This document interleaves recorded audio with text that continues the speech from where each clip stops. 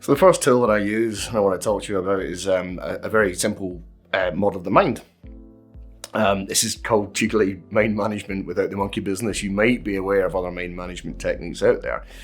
In short steps, I like to keep things simple, and for effective mind management, to help you to achieve more by doing less, this is a strong model. So I'm going to talk to you about the mind. There's 3 parts to it. There's actually more parts of the brain, but again, for simplicity and for simplicity and for an effective, strong tool that's simple, that you can take away now and apply now, this is what you need to know. So the first part of the brain that evolved is the reptile. Yeah, you'll have heard of that before. That's the part of the brain that deals with fight, flight, or freeze. Yeah, keeps us safe. That's the thing that intervenes and makes us fight when we wouldn't usually, or makes us freeze when it's the right thing to do. So it's very, very powerful, that first part of the brain.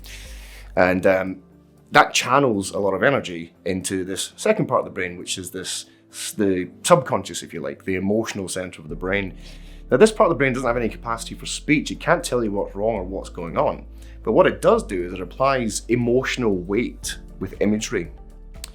And it throws that up towards the top part of the brain, which is this blue part. And so that's the logical part of the brain. That's what you do use for speech. It is what you use for making decisions, for problem solving, for making progress in the world, yeah? So why is this important? Well, it's important to understand that that's going on all the time, backwards and forwards every day. Something's happening to scare your reptile. It's exciting, for want of a better word. It's aggravating, it's disrupting the emotional center, and that is causing overwhelm in the logical part of the brain. And that's where stress comes in. That's when people start to become a bit reactive.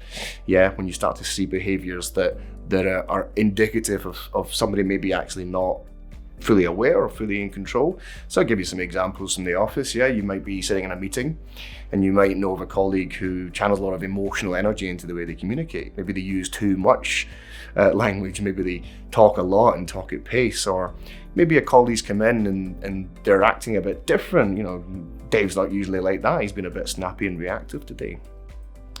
So with this kind of model in mind, you can capture when that's happening. You can clock it. It's a very simple, effective tool. You just have to keep it in the background of your mind. You have to be aware of it.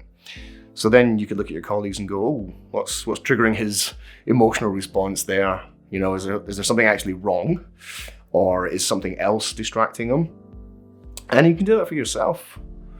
I do it with myself all the time, and I sort of find myself getting riled up and worked up about things, and straight away I can tell, oh, hang on a second, this part of the brain's overwhelming this part of the brain, and causing me not to function very well. And that leads to a huge amount of wasted effort, right? It leads to us getting stressed and worrying about the wrong things. It leads to us getting anxious. It leads to any other sort of number of well-being issues as well. And it also stops us from being as productive as we could be. So there it is. It's a very simple tool, but as with all simple tools, incredibly powerful. Keep that understanding of the mechanics of what's going on backwards and forwards in your mind as you go through your own day, as you go through your day working with other people and communicating with other people, and you'll be able to catch those moments where we need to understand what's going on in our own minds and someone else's mind, get back on purpose, get back on topic, and remove that emotional waste.